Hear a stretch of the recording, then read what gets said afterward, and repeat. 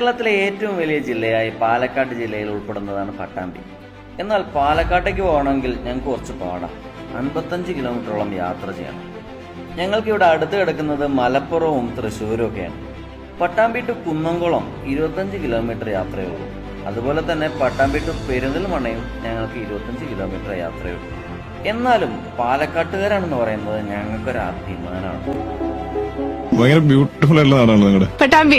ശരിക്കും നമ്മുടെയൊക്കെ സങ്കല്പത്തിലും അല്ലെങ്കിൽ മലയാളം ലിറ്ററേച്ചറിലൊക്കെ പറയുന്ന നാട് അല്ലേ? അത് കറക്റ്റ്. പട്ടാമ്പിയെ കുറിച്ച് പറയുകയാണെങ്കിൽ ദുൽഖർ പറഞ്ഞതുപോലെ തന്നെ മലയാളികളുടെ സങ്കല്പത്തിലുള്ളതും മലയാളി ലിറ്ററേച്ചറിലൊക്കെ കാണുന്നത് പോലത്തെ ഒരു നാടാണ് ഞങ്ങളുടെ പട്ടാമ്പി.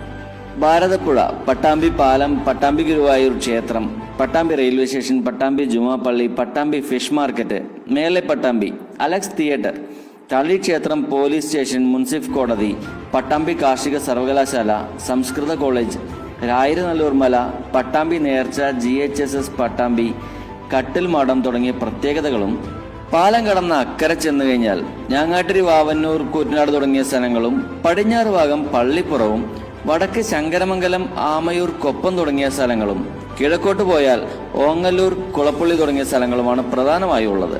വള്ളുവനാടിന്റെ ഭാഗമായിരുന്ന പട്ടാമ്പിയും അനുബന്ധ പ്രദേശങ്ങളും പറയിപെറ്റ പന്തീരുകുലത്തിനും കഥാകളമായിരുന്നു. E Sreedharan, Akkitham, MT Vasudevan Nair, VT Bhattathiripad, Major Ravi, Govind Padmasurya, Anumol, Manikandan Pattambi, Kalamandalam Gopi, MG Sasi തുടങ്ങിയ കലാകാരന്മാരുടെ നാടും കൂടിയാണ് പട്ടാമ്പി.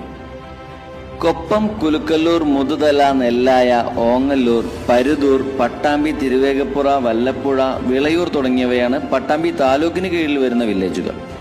തൃശൂർ ജില്ലയിലെ കുന്നംകുളം, ഗുരുവായൂർ, ദേശമംഗലം, പെരുമ്പിലാവ്, മലപ്പുറം ജില്ലയിലെ എടപ്പാൾ, പൊന്നാനി, കുറ്റിപ്പുറം, വളാഞ്ചേരി, പുലാമന്തോൾ, പെരിന്തൽമണ്ണ, പാലക്കാട് ജില്ലയിലെ ഷൊർണൂർ, ചെർപ്പളശ്ശേരി, ഒറ്റപ്പാലം എന്നീ നഗരങ്ങളും പട്ടാമ്പിയുടെ സമീപ നഗരപ്രദേശങ്ങളാണ്.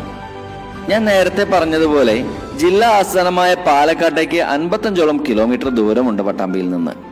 പാലക്കാടിന്റെ പടിഞ്ഞാറ് ഭാഗത്ത് സ്ഥിതി ചെയ്യുന്ന പട്ടാമ്പി തൃശ്ശൂരുമായും മലപ്പുറമായും അതിർത്തി പങ്കിടുന്നതിനാൽ തന്നെ ഒരു വാണിജ്യ നഗരമാണ് പട്ടാമ്പി. പട്ടാമ്പിയെ കുറിച്ച് കൂടുതൽ പറയാനാണെങ്കിൽ പട്ടാമ്പിയുടെ വിസ്തീർണം 15.84 ചതുരശ്ര കിലോമീറ്റർ ആണ്.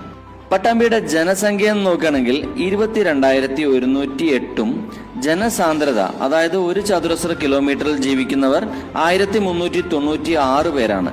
ഇപ്പോഴത്തെ പട്ടാമ്പി MLA മുഹമ്മദ് മുഹസിനാണ്. 2013 കോൺഗ്രസ് ഭരണകാലത്ത് അന്നത്തെ ധനകാര്യമന്ത്രിയായിട്ടുള്ള KM മാണി സാർ 12 പുതിയ താലൂക്കുകൾ കൂടി പ്രഖ്യാപിച്ചു. അങ്ങനെ പുതുതായി പ്രഖ്യാപിക്കപ്പെട്ട 12 താലൂക്കുകളിൽ ഒന്നായിരുന്നു പട്ടാമ്പിയും. അങ്ങനെ അതുവരെ ഒറ്റപ്പാലം താലൂക്കിന്റെ ഭാഗമായിരുന്ന പട്ടാമ്പി പുതിയ താലൂക്കായി മാറി. ജനുവരി 14, 2015 പട്ടാമ്പി നഗരസഭ രൂപീകൃതമായത്. KL 52 പട്ടാമ്പിയുടെ RTO നമ്പർ. ഭാരതപ്പുഴ ചില കിലോമീറ്ററുകൾ പട്ടാമ്പിയിലൂടെയാണ് ഒഴുകുന്നത്. ഇക്കാര്യം പലർക്കും അറിയാമായിരിക്കാം. കാരണം എന്താണെന്ന് വെച്ചാൽ പ്രളയകാലത്ത് പട്ടാമ്പിയും പട്ടാമ്പി പുഴയും ഭാരതപ്പുഴയും എല്ലാം ഒരു ന്യൂസായിരുന്നു. ഭാരതപ്പുഴയെ ഭാരതപ്പുഴ എന്നും പട്ടാമ്പി പുഴ എന്നെല്ലാം വിളിക്കുമെങ്കിലും ഞങ്ങൾക്കത് നിളയാണ്, ഞങ്ങളുടെ സ്വന്തം നിള. നല്ല ജോറായി മഴ പെയ്തുകൊണ്ടിരിക്കുമ്പോൾ പാലത്തിന്റെ മുകളിൽ നിന്ന് നിളയൊന്ന് കാണണം. എൻ്റെ സാറേ, കഥയല്ല, കവിതയല്ല, ചിലപ്പോൾ നമ്മളൊരു കവിത സമാഹാരം പോലെ എഴുതിപ്പോവും.